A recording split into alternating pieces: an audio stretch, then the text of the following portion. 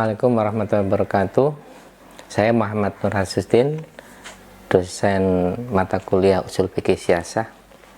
Hari ini mohon maaf tidak bisa masuk karena ada wawancara beasiswa LPDP Kementerian Keuangan mulai jam 8 pagi sampai jam 5 sore.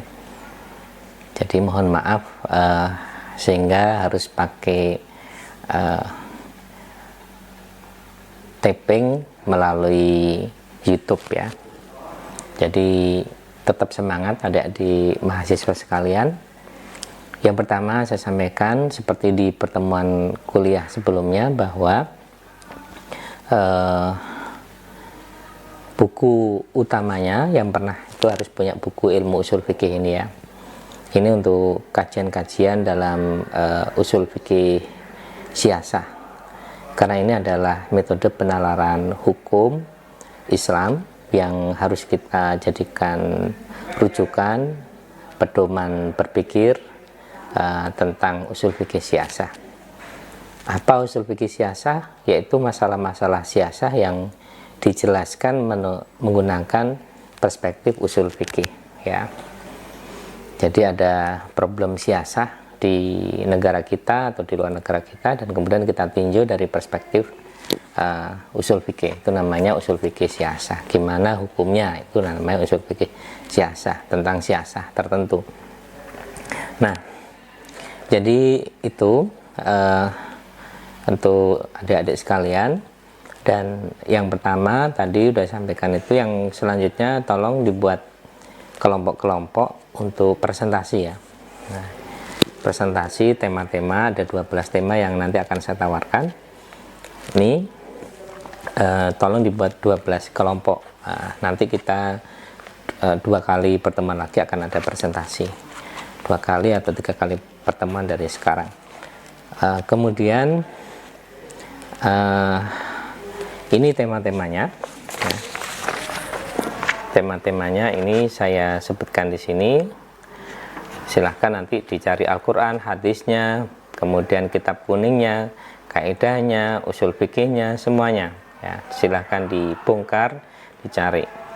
Yang pertama adalah bagaimana hukum memilih Presiden Republik Indonesia perspektif usul fikih. Nah, nanti tanggal 14 Februari 2024 kita akan milih presiden. Bagaimana hukumnya perspektif usul fikih kita ya. Kemudian yang kedua, bagaimana hukumnya kampanye partai politik di kampus. Nah, ini seiring dengan wacana politik di kampus, perspektif maslahah ya, perspektif maslahah. Ditinjau dari masalah tidaknya bagaimana. Apakah lebih masalah dulu, nggak usah kampanye di kampus, ataukah lebih masalah di kampus? Ini dibahas oleh kelompok kedua.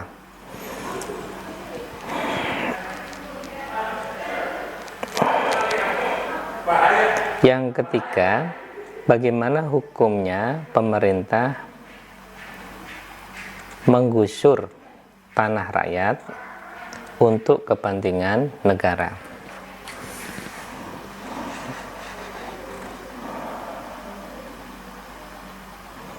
Bagaimana hukumnya negara menggusur tanah rakyat untuk kepentingan negara. Misalnya negara membutuhkan tanah di situ untuk bendungan di ibu kota negara, dan tetapi di dalam tanah bendungan itu ada tanah rakyat. Akhirnya tanah rakyat digusur, dan digusur itu tentu dengan ganti rugi ya, ada ganti ruginya. Bagaimana hukumnya? Boleh apa tidak? Nah, perspektif usul fikih ya, usul fikih. Kemudian bagaimana hukumnya menghormat bendera negara? Nah, kewajiban, apakah rakyat Indonesia punya kewajiban untuk menghormat bendera negara ketika dikibarkan gitu ya? Hormat, ataukah nggak usah? Nah, ini syirik misalnya. Ini kelompok ke 1, 2, 3, 4. Bagaimana negara itu maksudnya pemerintah yang gagal menyelenggarakan, yang gagal mencegah stunting pada ibu dan anak. Nah, stunting pada ibu dan anak. Jadi banyak stunting, anak-anak kurang gizi, dan negara gagal, masih banyak. Negara atau pemerintah itu berdosa apa tidak? Nah, perspektif usul fikih ya. Nanti usul fikihnya dilihat di itu, di teori-teori yang ada di mana? Di buku saya.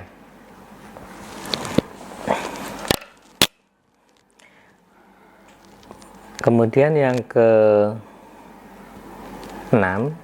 bagaimana hukumnya rakyat mematuhi peraturan presiden yang isinya mengandung kemaksiatan.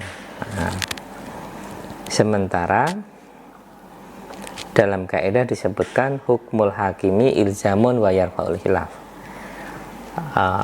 Penetapan hakim itu mengikat dan menghilangkan perbedaan pendapat. Ya, sudah negara sudah membuat undang-undang, memilih undang-undang, salah satu undang-undang, tapi undang-undang atau perpres itu mengandung salah satu pasalnya mengandung kemaksiatan. Misalnya bolehnya provinsi-provinsi tertentu membuat miras, ya, produksi miras. Misalnya Bali karena Hindu kemudian boleh buat miras, produksi miras. Ini bagaimana hukumnya rakyat mematuhi perpres yang mengandung kemaksiatan. 6. Kemudian 7, bagaimana perubahan undang-undang, bagaimana Undang-Undang nomor 19 tahun bagaimana perubahan undang-undang perkawinan tahun 2019 yang menyatakan bahwa umur minimal laki dan perempuan yang menikah adalah 19 tahun. Bagaimana perspektif maqasid syariah? Bagaimana perspektif maqasid syariah? Kalau dulu undang-undang perkawinan menyebut laki-laki itu minimal 19, perempuan minimal 16. Sekarang sudah 19. Bagaimana perspektif maqasid syariah melihat undang-undang ini? Nomor 7. Nomor 8, bagaimana hukum pemerintah melegalkan undang-undang yang mengakomodir LGBT? Ya, LGBT itu lesbianisme, transgender gitu ya, homoseks. Nah, ini dilegalkan oleh pemerintah. Bagaimana hukumnya pemerintah melegalkan undang-undang LGBT atas nama hak asasi manusia? HAM. Bagaimana menurut usul fikih kita? Nah, kemudian bagaimana undang-undang nomor berapa ya? Undang-undang pemilu tahun 2017.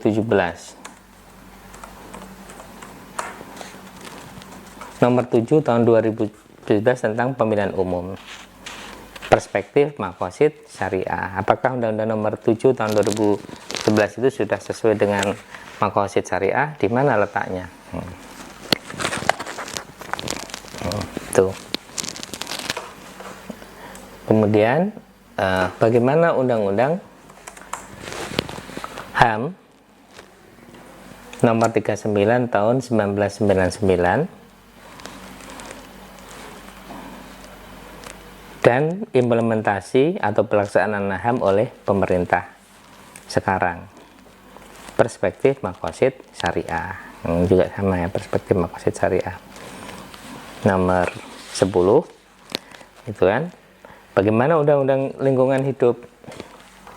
Undang-undang lingkungan hidup itu nanti dilihat tahun 2009 ya, nomor 32 tahun 2009 yang bagian dari SDGs, tentang nomor 32 tahun 2000 tentang perlindungan dan pengelolaan lingkungan hidup. Perspektif maqasid syariah nomor 11, dan bagaimana undang-undang desa tahun 2014. Undang-Undang Desa tahun 2014 yang di situ ada dana desa 1,5 miliar. Undang-Undang nomor 6 tahun 2014 ya tentang desa menurut perspektif Makosid Syariah ya. Nah, ini ada 12 pembahasan yang kita tinjau dari perspektif usul fikih. Beberapa nanti bisa ditanyakan untuk mempertajam melalui buku yang ada di adik-adik sekalian, yaitu buku ilmu usul fikih karya saya ini. Silahkan dibagi kelompoknya, minta tolong nanti setelah ini YouTube ini tolong absen di YouTube dan tolong dibagi ketua kelasnya ke masing-masing kelompok dan saya diberi laporannya, kelompok ini temanya, ini dan seterusnya, baik jam 12.30 kelas jam 12.30 ataupun kelas jam 15.30 nanti. Sekali lagi mohon maaf karena ada wawancara LPDP yang tidak bisa ditinggalkan. Demikian, terima kasih. Hayya nahtatim al-muhadarah fi hadan nahar atau fi hadan masa bi qiraati suratil Fatihah. Bi qiraati suratil Asri. Mari kita akhiri dengan pembacaan suratul Asri. Bismillahirrahmanirrahim. Wal asri innal insana lafi khusr. Amanu wa amsaliyatu wa tawassabil.